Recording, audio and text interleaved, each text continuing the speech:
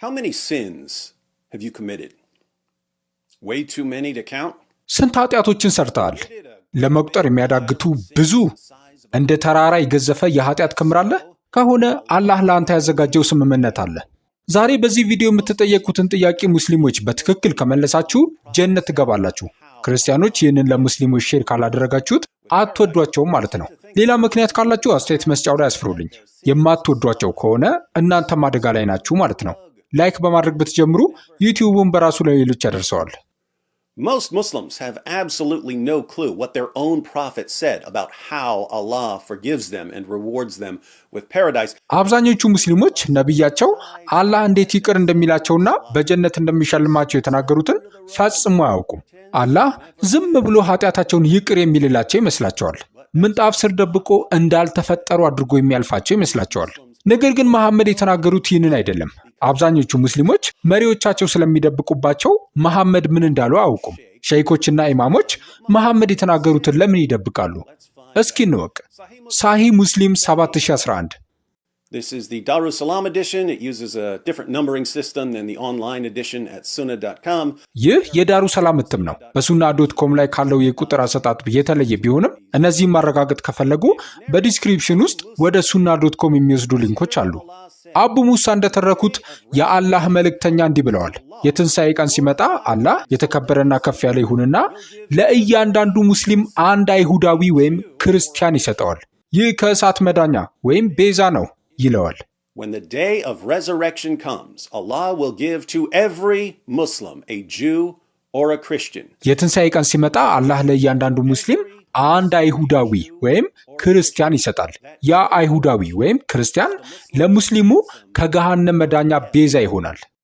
ሳሂህ ሙስሊም 7012 አሁንና ሰዒድ ቢን አቢ ቡርዳ እንደተረኩት አቡ ቡርዳ ለዑመር ቢን አብዱል አዚዝ ከአባቱ እንደነገረው ነቢዩ እንዲህ ብለዋል። ማንኛውም ሙስሊም አይሞትም፣ አላህ በእርሱ ምትክ አይሁዳዊን ወይም ክርስቲያንን ወደ እሳት እንዲገባ ቢያደርግ እንጂ። If you're a Muslim and you die, Allah will send a Jew or a Christian to hell in your place.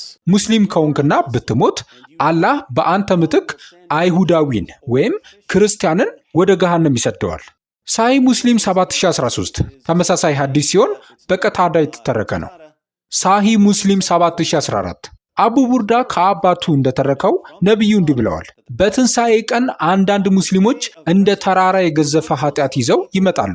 ነገር ግን አላህ ይቅር ይላቸዋል፣ ኃጢአቱንም በአይሁዶችና በክርስቲያኖች ላይ ያድርገዋል።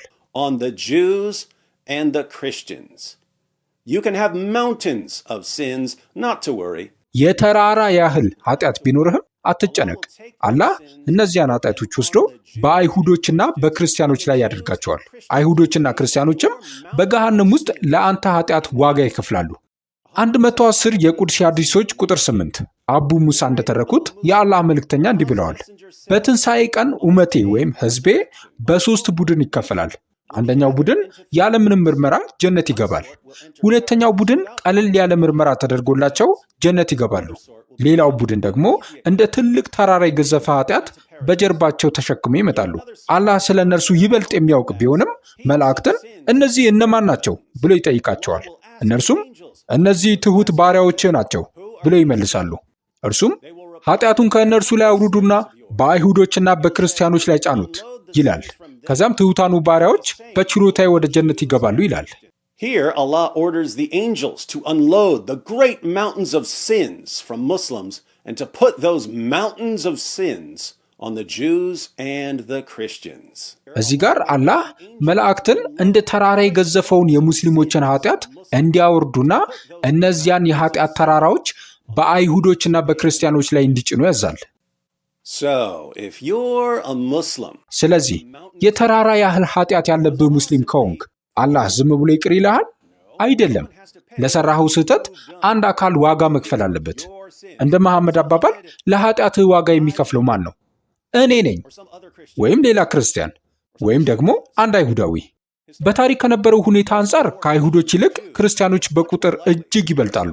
ስለዚህ ለአንተ የኃጢአት ተራራ ዋጋ የሚከፍለው ክርስቲያን የመሆኑ ዕድል ሰፊ ነው።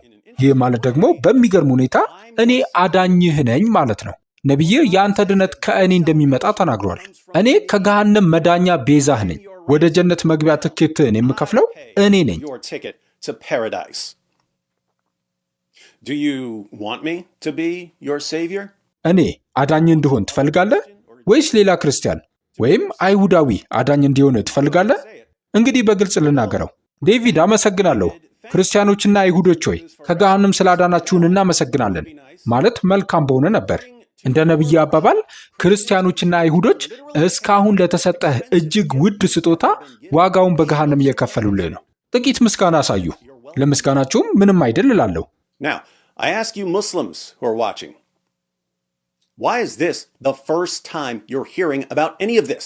አሁን ይህን የምትመለከቱ ሙስሊሞችን ልጠይቃችሁ፣ ይህን ሁሉ ለመጀመሪያ ጊዜ ለምሰማችሁ መሪዎቻችሁ ነቢዩ ስለ አይሁዶችና ክርስቲያኖች ለእናንተ ኃጢአት ዋጋ መክፈል የተናገሩትን ለምን አይነግሯችሁም? ምክንያቱም ዓላማቸው የእስልምናን መለኮታዊ ትምህርት ወይም ቴዎሎጂ እንድትረዱ ስላልሆነ ነው። ዓላማቸው እስልምናን ትታችሁ እንዳትወጡ በራስ የመተማመን ስሜት እንዲኖራችሁ ማድረግ ነው። ይህንንም የሚያደርጉት የሐሰት መተማመኛ እንዲኖራችሁ በመዋሸት ነው። ለምሳሌ መጽሐፍ ቅዱስ ለዘመናት በእጅ ይገለበጥ ስለነበር በብራና ቅጂዎቹ ውስጥ የጽሑፍ ልዩነቶች፣ የፊደል ስህተቶች፣ የገልባጭ ስህተትና የመሳሰሉት አሉ። ይህ በቁርአንም ላይ ተመሳሳይ ነው። በሰው እጅ በተገለበጠ በማንኛውም መጽሐፍ ላይ የሚከሰት ነው። ነገር ግን ለብዙ አስርተ ዓመታት መሪዎቻችሁ ዋሽተውላችኋል። ቁርአን ከማንኛውም መጽሐፍ የተለየ ነውም ብለዋቸዋል። በዓለም ላይ ያለው ማንኛውም የቁርአን ቅጂ እስከ አንዲት ፊደል ድረስ ተመሳሳይ ነው፣ ምንም የጽሑፍ ልዩነት የለውም ይሏቸዋል። ነገር ግን ፍጹም ውሸት ነበር። ነገር ግን የሐሰት መተማመኛ እንዲኖራችሁ፣ ስለ መጽሐፋችሁ ልዩ ስሜት እንዲሰማችሁ ፈለጉ። ስለ ድነት ሲመጣም ያንኑ ያደርጋሉ። እዩ፣ ክርስቲያኖች ኢየሱስ ስለ ኃጢአታችሁ በፈቃዱ በመስቀል ላይ ሞተ ይላሉ። ነገር ግን እንዴት አንዱ ሰው ለሌላው ሰው ኃጢአት ዋጋ ይከፍላል? ይህ ፍጹም ኢፍትሐዊ አይደለምን? ለዚህ ነው እስልምና የተሻለው። በእስልምና እያንዳንዱ ሰው ለራሱ ኃጢአት ዋጋ ይከፍላል። ይህ ነው ፍትሐዊ ይላሉ።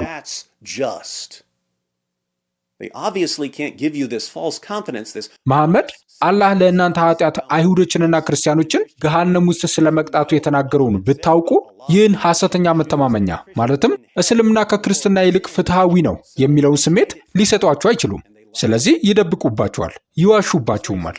ይህ አንድ ጥያቄ ያስነሳል። ሊቃውንቶቻችሁ እንደ ድነትና እንደ መጽሐፋችሁ ታሪክ ባሉ ትልልቅ ጉዳዮች ላይ እየዋሿችሁ ከሆነ ሌላስ ምን እየዋሿችሁ ይሆን? What else are they lying about? ለሙስሊም ወዳጆቻችሁ ወንጌልን መንገር ትፈልጋላችሁ? ሙስሊሞች ሲድኑ ደስ ይላችኋል? ጠንካራ መሰረት ያለው እውቀት ለማግኘት ወደ ትክክለኛው የዩቲዩብ ቻናል መጥታችኋል። ሰብስክራይብ በማድረግ ተቀላቀሉ። የአገልግሎት ብዙዎች ጋር እንዲደርስ ላይክ እና ሼር ከማድረግን በተጨማሪ በገንዘባችሁ ማገልገል ከፈለጋችሁ ወርሃዊ የ50 ብር መዋጮ አለና በዛ መሳተፍ ትችላላችሁ። በዚህ ስልክ ቁጥር ማገልገል እፈልጋለሁ የሚል አጭር የጽሑፍ መልእክት በመላክ ተመዝገቡ። ለአገልግሎቱ ልዩ ስጦታ ካላችሁ ደግሞ ይህንን የንግድ ባንክ ቁጥር መጠቀም ትችላላችሁ። አብረን እናገልግል።